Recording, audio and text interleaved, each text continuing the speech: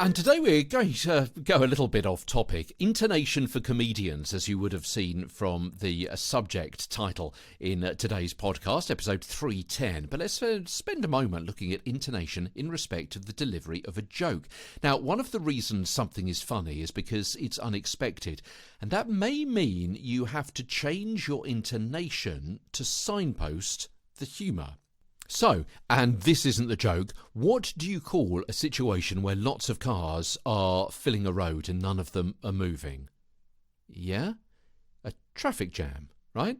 And you would normally put the colour on the word traffic. Yeah? A traffic jam. Okay.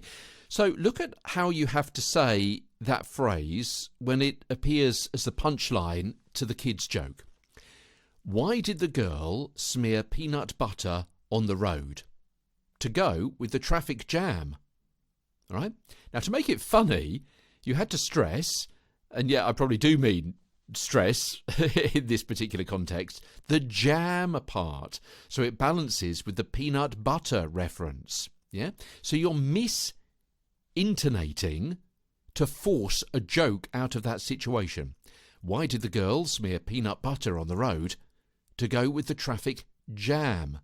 Normally you would say traffic jam. Okay, here's another example. What musical instrument is found in the bathroom? A tube of toothpaste. Actually, I think it's quite funny.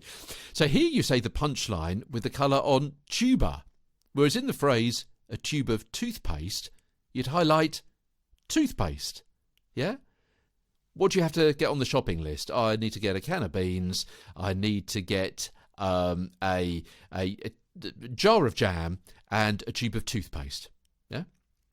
Normally you would highlight toothpaste, but to make the joke funny, you've got to highlight tuba, a tube of toothpaste.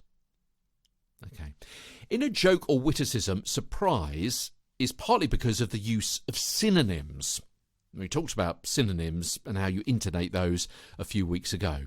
So here, my wife just ran off with my best friend. Oh boy, do I miss him. The punchline is the very last word, itself a synonym for best friend. Yeah? So you have to highlight that to make it funny. In this intonation misdirection, the comic plays down the first reference to something so as not to draw attention to it. The new information is, contradictorily, left uncoloured, so the second mention can be more of a surprise and the punchline funnier. This misdirection is because the comic is giving the impression that the gag is being ad-libbed, that they themselves don't know the punchline, and so they don't know to lift what later turns out to be significant detailed. Many great lines in jokes and stories are ruined because the teller lacked the act of seeming to be spontaneous in their presentation and intonation. And a slightly more risque example from the BBC Radio 4 series, I'm Sorry I Haven't a Clue. Colin is the pianist on the panel show, all right? Colin tells us it was Johnny Cash that helped him buy his first piano. He says back in the 1970s, those condom machines were a licence to print money. Do you get it? I'm Peter Stewart. Back tomorrow with more, as Get a Better broadcast, podcast and video voice continues from London.